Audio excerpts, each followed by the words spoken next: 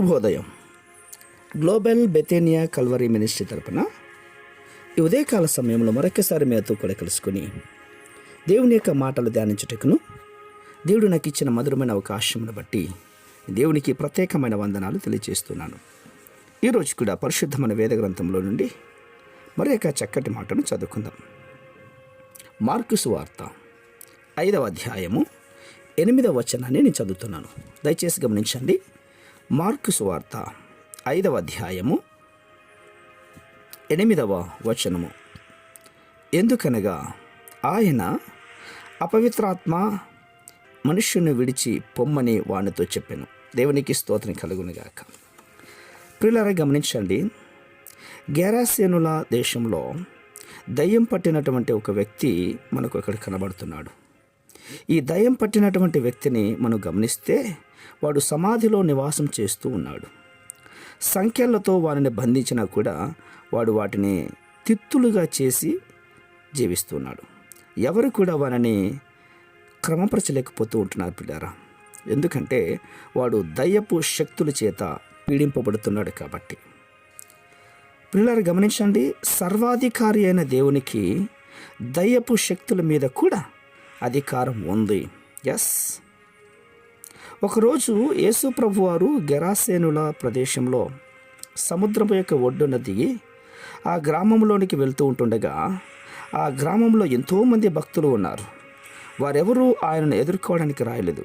కానీ దయ్యం పట్టినటువంటి వాడు ఆయన ఎదుర్కొని వచ్చాడు.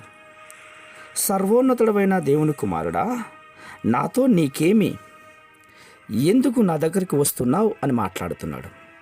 చూసారా? ఎందుకో తెలుసా? దయ్యాలు ప్రభువును చూచి వణుకుతూ ఉన్నాయి, కానీ భక్తులు ప్రభువును చూచి ఆరాధించలేకపోతున్నారు. చాలా విచారకరం. ఈ రోజుల్లో దయ్యాలు దేవుని యొక్క శక్తిని గుర్తిస్తున్నాయి, కానీ మనుషులు గుర్తించలేకపోతున్నారేమో అని అనిపిస్తోంది. అవును, దేవుని ప్రభావము, దేవుని అధికారము ఎలాంటిదో దయ్యాలకు తెలుసు కాబట్టి దయ్యపు యొక్క శక్తుల చేత పీడింపబడుతున్న ఆ వ్యక్తి ప్రభువును ఆజ్ఞాపించాడు. అదే ఈ మనుష్యుని విడిచి పొమ్మని వానితో చెప్పాడు. ప్రభు ఆజ్ఞాపించగానే వాణ్ణి అల్లాడిస్తున్నటువంటి గొప్ప సైన్యముతో కూడినటువంటి ఆ దురాత్మ యొక్క శక్తులు అప్పుడే ఆయన విడిచి పారిపోయాయి. ఎందుకు తెలుసా? ఆయన అధికారం కలిగినటువంటి దేవుడు కాబట్టి. దేవుడు అధికారానికి దయ్యాలు వెళ్ళిపోయాయి. నీవున్న ఇంట్లో చీకటి ఉందని, ఏదో మంత్రాలు తంత్రాలు చేశారని, ఈ ఇల్లు మారి ఆ ఇల్లు మారి ఇలా ఇండ్లు మారినంత మాత్రాన ఫలితం కాదండి. సర్వాధికారైన దేవుడు నువ్వు కలిగి ఉన్నప్పుడు నువ్వు ఎక్కడ ఉంటే అక్కడికే దైవశక్తి దిగువ రావాలి, దురాత్మలు పారిపోవాలి.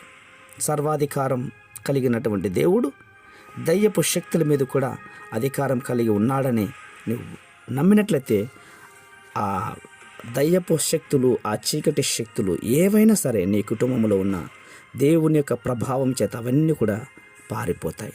పరిశుద్ధమైనటువంటి మా ప్రియ పరలోకపు తండ్రి, ఈ మాటలు వింటున్నటువంటి బిడ్డల యొక్క కుటుంబాలలో ఏ దుష్ట శక్తులైతే క్రియ చేశాయో, ఎందు నిమిత్తమైతే బాధింపబడుతున్నారో, ఈ మాటలు విన్న వారి కుటుంబంలో ప్రభు శాంతి, సమాధానం, నెమ్మది, దురాత్మ యొక్క శక్తులను పడగొట్టి పరిపూర్ణమైన విడుదలను గ్రహిస్తారని విశ్వాసముగా నమ్మొచ్చు. చిన్న ప్రార్థనను మా రక్షకుడిని యేసయ్య నంబట అడిగి వేడుకొని పొందుచున్నాం మా తండ్రి. ఆమేన్, ఆమేన్, ఆమేన్.